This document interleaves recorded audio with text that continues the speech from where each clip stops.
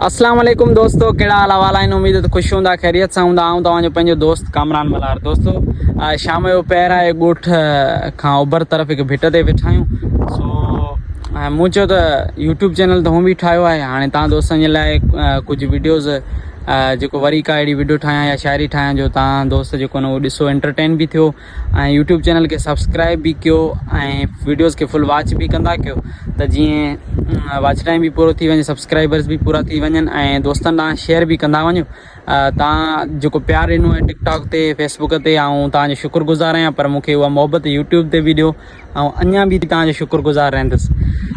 दोस्तों हाणे बरसाति हिकिड़ी पइजी वई आहे असां वटि थरपारकर में। हाणे हिकिड़ो शाइर आहे, थर जो बहितरीनु शाइर आहे मलक मोहम्मद डोरत, उन जो गज़ल आऊं तव्हांखे ॿुधाईंदुसि।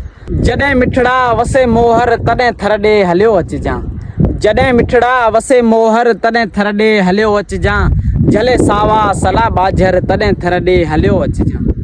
ईंदे पोइ छा थींदो? ओठीअड़नि जे अॼे वेही करीबन गॾु कयूं ईदूं, ओठीअड़नि जे अॼे वेही करीबन गॾु कयूं ईदूं, वञनि घटिजी गमए गूंदर तॾहिं थर ॾे हलियो अचिजां, जॾहिं मिठड़ा वसे मोहर तॾहिं थर ॾे हलियो अचिजां।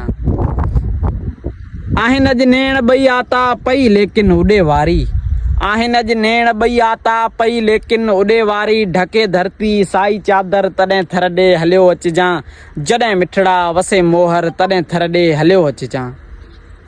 वरी मीअड़ा वसी पवंदा पिपूं पेरूं पची पवंदा, वरी मीअड़ा वसी पवंदा पिपूं पेरूं पची पवंदा, लुलुर लाणे फुटे मोगर तॾहिं थर ॾे हलियो अचिजां, जॾहिं मिठड़ा वसे मोहर तॾहिं थर ॾे हलियो अचिजां। विझूं ॾोरथ जॾहिं वरियूं हूंदियूं तोलय अखियूं चरियूं, विझूं ॾोरथ जॾहिं वरियूं हूंदियूं तोलय अखियूं चरियूं, मलक मोहम्मद जो थी आदर तॾहिं थर ॾे हलियो अचिजां, जॾहिं मिठड़ा वसे मोहर तॾहिं थर ॾे हलियो अचिजां, झले सावा सला बाझर तॾहिं थर ॾे हलियो अचिजां। तव्हां सभिनी दोस्तनि जो शुक्रगुज़ार आहियां जो तव्हां वॉच कंदा आहियो वीडियोज़ खे, ऐं तव्हां सब्सक्राइब अञा ताईं न आहे कयो त मुंहिंजे यूट्यूब चैनल खे सब्सक्राइब कयो ऐं वीडियोज़ खे संगत ताईं बि शेयर कयो, जीअं ॿिया बि दोस्त जुड़ी सघनि। ऐं कीअं त असल में छा आहे, टिकटॉक ते बि कमु कयूं पिया, फेसबुक ते, हाणे दिलि चयो त यूट्यूब ते बि कयूं कमु। त यूट्यूब में वरी फ़ाइदो वधीक आहे, बाक़ी टिकटॉक ते एॾो फ़ाइदो वग़ैरह कोन्हे। फेसबुक ते तव्हां सभिनी दोस्तनि जो शुक्रगुज़ार आहियां।